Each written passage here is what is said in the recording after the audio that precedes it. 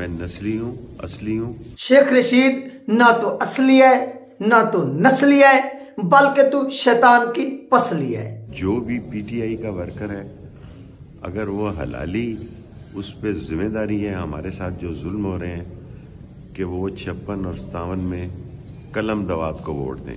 तो शेख रशीद साहब, ये तो पीटीआई वालों के लिए फिर इलेक्शन ना हुआ, ये तो डीएनए टेस्ट हो गया। यानी जो आपको वोट दे वो हलाली पीटीआई का कारकुन, और जो ना दे वो दूसरा। यार कितनी अजाब में आपने डाल दिया उनको। ईमान की हद तक कुरान और ईमान और खुदा के, बिल्कुल 56 और 57 के जो शेख रशीद साहब लोग है ना, वो ईमान अगर रखते हैं अल्लाह और अल्लाह के रसूल के नाम से, वो निज़ाम मुस्तफा के लिए वोट देंगे। आप बेफिक्र हो जाए, बेफिक्र, और आप अपने ससुराल में खुश रहिए। बिस्मिल्लाहिर्रहमानिर्रहीम। अस्सलाम वालेकुम नाज़रीन, मैं पाकिस्तान से आपका होस्ट मोहम्मद वकास। जितने भी बहन भाई देख रहे हैं चैनल पर नए हैं तो इसको लाजमी सब्सक्राइब करें, वीडियो को शेयर करें और कमेंट्स भी करें, ये आपसे छोटी सी रिक्वेस्ट है। तो चलते हैं नाज़रीन अपने टॉपिक की तरफ। तो आज का टॉपिक है कि शेख रशीद साहब, जिनको आप जानते भी हैं और वो बड़े एक किसी दौर में ऐसा समझ लें कि फिरौन बना फिरते थे, तो आजकल वो जेल की सलाखों के पीछे हैं। लेकिन यहाँ पर एक उनके हवाले से मौलाना अशरफ साहब जो है, उनका कोई एक वीडियो क्लिप भी सामने आया और इसके साथ साथ उन्होंने जो ऐलान किया वो भी आपके साथ इस वीडियो के अंदर शेयर होगा। तो ये तमाम चीजें जो हो रही हैं और शेख रशीद साहब जो है वो इस वक्त कर रहे हैं।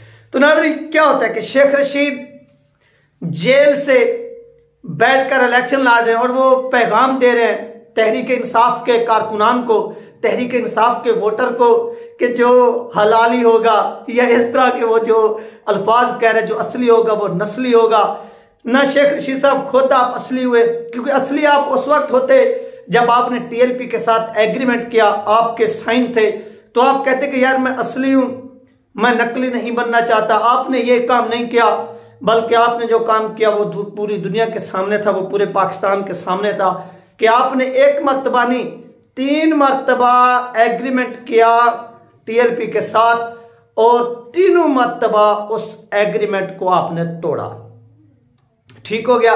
और इसके बाद क्या होता है कि दूसरे नंबर पर आप क्या करते हैं? दूसरे नंबर पर आप ये मुनाफकत करते हैं कि आप उनके कारकुनान को, लोगों को अरेस्ट करते हैं, सब कुछ करते हैं। दुनिया का हर जो जुल्म है वो शेख रशीद साहब आपने किया और आज आप जेल के अंदर बैठकर भीख मांग रहे हैं। दूसरी तरफ से आपकी ये कोशिश है कि यानी 56 और 57 में जो तहरीक लबैक पाकिस्तान के कैंडिडेट हैं, एक सजाद साहब हो गए, वो आपके मध्य मुकाबले, और दूसरा जो तहरीक लबैक पाकिस्तान का कारकुन, मैंने उनके साथ रब्ता भी किया है कि आप इस हवाले से इंटरव्यू दें, तो वो आपके मध्य मुकाबले है और आप तहरीक इंसाफ के लोगों से क्या कर रहे हैं? भीख मांग रहे हैं वोटों की, और उनको हलाली और इस तरह के अलकाबात से भी नवाज रहे हैं। आप याद करें कि आपने गोलियां भी चलवाई, सब कुछ किया उनको राजी करने के लिए इमरान खान को, लेकिन इमरान खान फिर भी राजी ना हुआ।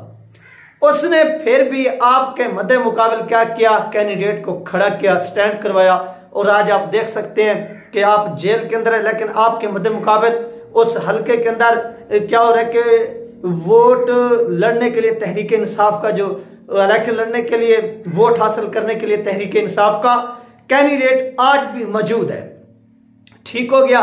तो ये तमाम चीजें जो हो रही हैं, चल रही हैं, और आपके साथ भी जो कुछ हो रहा है वो पूरा पाकिस्तान देख रहा है, वो पूरी दुनिया देख रही है। आप भी अपने किए की सजा भुगत रहे हैं। आपको इस मर्तबा मजहब के नाम पर कोई जो ना वो वोट नहीं मिलना।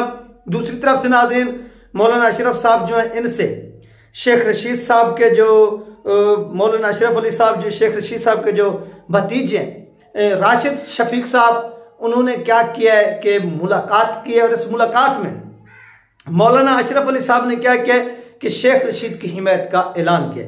यहां पर मेन चीज ये है कि जो लोग कहते हैं कि यार इस तरह से उस तरह, तो सबसे मेन प्रॉब्लम भी यही है कि ये जो उलमा कराम है, इनका जो ताल्लुक है, ये दारुल उलूम तालीम अल कुरान, ये वहां पर एक मरकज है जहां पर बहुत बड़ा ये मदरसा है, तालीम दी जाती है बच्चों को, दर्स निज़ामी वगैरह और हिफ्ज भी करवाया जाता है। मौलाना अशरफ अली साहब जो ये उसके ऐसे समझ लें कि सरबराह हो गए। तो इन्होंने क्या किया? ये बेवफी। तो ये चीज यार नहीं होनी चाहिए। अगर आप हक नहीं कह सकते, हक परस्ती नहीं कर सकते, हक पर मबनी बात नहीं कर सकते तो फिर आप अपने साथ मौलाना ये आप बिल्कुल आप शेख रशीद की सपोर्ट करें, ऐलान करें, उनके लिए कंपेन भी करें, वोट भी मांगे। इससे कोई जो है ना वो लेना देना नहीं, हमें कोई टेंशन नहीं, कोई जो है ना वो प्रॉब्लम नहीं। लेकिन एक बात आप अपने याद में जहन में बिठा लीजिए, कौम भी देख रही है कि शेख रशीद ने जो कुछ किया है, किन के साथ किया है, तहरीक लबैक पाकिस्तान वालों के साथ, वो भी आपको मालूम है कि रोजों की हालत में फिर भी आप उसके साथ बैठ जाएं और उनके मद्दे मुकाबिल जो लोग तहरीक लबैक पाकिस्तान के स्टैंड ले रहे हों, जो खड़े हों, आप उनको वोट ना डालें तो ये आपकी क्या है, एक मुनाफकत है। और इस मुनाफकत के ऊपर आप पर भी जितनी मलाम किया जाए वो कम है। क्यों? क्योंकि आप जितनी एक अपना नाम रखते हैं, आप उस अपने नाम की जो है वो लाज भी नहीं रख रहे। आप एक फासिक बंदे का, एक झूठे बंदे का साथ दे रहे हैं। इस चीज की हमें भी समझ नहीं आ रही। दूसरी तरफ से राशिद शफीक जो है वो भी इन हलकों से तहरीक लबैक पाकिस्तान के खिलाफ जो है वो खड़े हैं, वो स्टैंड ले रहे हैं। तो ये तमाम चीजें जो इस वक्त क्या हो रही हैं, तो इनके खिलाफ जो है ना वो बोलना चाहिए, आवाज बुलंद करनी चाहिए। और शेख रशीद साहब की जो बुराइयां थी उनको क्या करना चाहिए, बयान करना चाहिए और पूरी कौम को दिखाना चाहिए कि शेख रशीद साहब ने ये जुल्म किए और ये जुल्म करके आज ये भीख मांग रहा है कि मुझे वोट कास्ट करें, मैंने ये करना है, वो करना है। तो ये झूठ बोलता है, ये सिर्फ और सिर्फ झूठ का सहारा लेता है। सच्चाई इसके अंदर एक मिनट नहीं है। लिहाजा इसको आप क्या करें, एक्सपोज करें, जितनी हो सके शेख रशीद को एक्सपोज किया जाए और पूरी दुनिया को दिखाया जाए कि इसका जो असली चेहरा है वो इस तरह से है, वो ये है। जब आप ये चीजें दिखाएंगे तो इंशाअल्लाह शेख रशीद भी शिकस्त खाएगा और इसके हामी भी शिकस्त खाएंगे। और शेख रशीद खुद कह रहे हैं ईमान अल्लाह और अल्लाह के रसूल, यानी अल्लाह और अल्लाह के रसूल पर सबका तो ईमान है पाकिस्तान के अंदर। और यही लोग चाहते क्या, ये अल्लाह और अल्लाह के रसूल को मानने वाले ये चाहेंगे कि इस मुल्क का जो हुक्मरान है वो कोई फासिक बने या चोर बने, डकैत बने, जिन्होंने या झूठे वादे करने वाला बने। नहीं, यहाँ पर फिर इस्लामी निज़ाम हुकूमत भी कायम होनी चाहिए। और शेख रशीद साहब को भी चाहिए कि वो अब वहां पर जो बैठकर नारे लगा रहे हैं वो नारे भी जहां उनका दिल करे लगाएं, लेकिन जिस तरह से उन्होंने किया है आज उसकी वो सजा भुगत भी रहे हैं। और जिनकी खातिर इसने किया है वो आज वो भी जेलों में है, ये भी जेलों में है, लेकिन जिनकी खातिर ये करता रहा वो इसके खिलाफ इलेक्शन ला रहे हैं। शेख रशीद साहब किस मुंह से आप जो है वो इलेक्शन कैंपेन चलाएंगे? लोगों ने आपको जूते भी मारने हैं, लोगों ने आपको बताना भी कि शेख रशीद साहब आपने तो तहरीक लबैक पाकिस्तान के लोगों के ऊपर क्या किया था, गोलियां चलाई थी, सब कुछ किया था, लेकिन आज वही लोग आपके मद्दे मुकाबले हैं और तहरीक लबैक पाकिस्तान भी वैसे की वैसे मौजूद है और आपके खिलाफ इलेक्शन लड़ रही है। तो आप किस मुंह से जो है ना वो वोट मांगेंगे जब तहरीक इंसाफ के लोगों के खिलाफ, और तहरीक इंसाफ के लोग आपको किस तरह से वोट देंगे? और इस तरह से नाज़रीन इस हल्के में क्या है कि इस हल्के में डिवाइडिंग हो चुकी है बिटवीन ये शेख रशीद साहब के जो हामी है और तहरीक इंसाफ के हामी। यानी तहरीक इंसाफ के जो हामी है वो इमरान खान की कॉल पर अपने ही कैंडिडेट को, यानी जो तहरीक इंसाफ का कैंडिडेट है उसको ही वोट कास्ट करेंगे, उसको ही जो है ना वो वोट डालेंगे। और इसके साथ साथ जो शेख रशीद साहब के लोग हैं वो शेख रशीद साहब को वोट डालेंगे। तो इससे फायदा कौन उठा सकता है?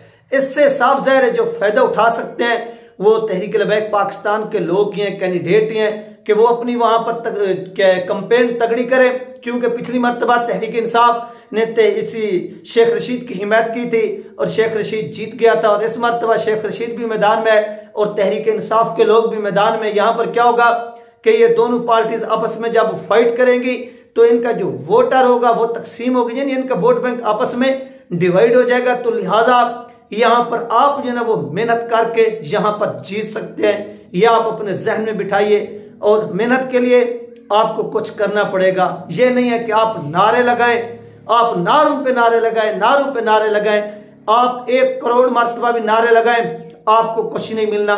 जब तक आप वो वर्क करेंगे नहीं, खुद करके दिखाएंगे नहीं, उस वक्त तक आपको कुछ नहीं मिलना। ये बात आप अपने जहन में बिठाइए।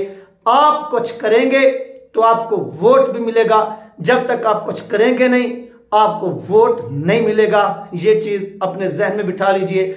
आप खुद काम कीजिए उस काम के नतीजे में आपको जो है ना वो जरूरी है कि जरूर कामयाबी भी मिलेगी, और कामयाबी की सूरत में आप शेख रशीद को शिकस्त भी दे पाएंगे। नहीं तो आप वही शेख रशीद के साथ के खिलाफ नारे लगाएं, जो कुछ करें इससे कुछ फर्क नहीं पड़ना। आप अभी से ही, अभी ये हो सकता है कि इलेक्शन हो, लगता तो नहीं है, जो हालात क्रिएट किए जा रहे हैं, अगर इलेक्शन होता है तो इसके लिए आप क्या करें, थोड़ी मेहनत करें, मैदान के अंदर इन रहे, नारों की बजाय वर्क करके दिखाएं। जब वर्क करके दिखाएंगे तो यकीनन लोग आपको वोट भी देंगे। आप उनके वैसे भी दुख सुख में शरीक होते रहते हैं, सब काम भी उनके करते हैं, तो लोग भी आपको जो है ना वो मायूस नहीं करेंगे। ये तमाम चीजें जो इस वक्त नाज़रीन हो रही हैं, और शेख रशीद साहब जो हैं वो भी काफी परेशान हैं और जेल के अंदर बैठे हुए हैं, और जेल के अंदर बैठकर इलेक्शन लड़ रहे हैं। कोई बात नहीं, नसीब की बात है। तो कल शेख रशीद ने लोगों को जेल में डाला था और आज खुद जेल में मौजूद है। ये थी नाज़रीन अहम तरीन अपडेट जो आप लोगों के साथ शेयर की गई है। अपना ख्याल रखिएगा और मुझे दुआ में याद रखिएगा। मिलते हैं नेक्स्ट वीडियो में। अल्लाह हाफिज।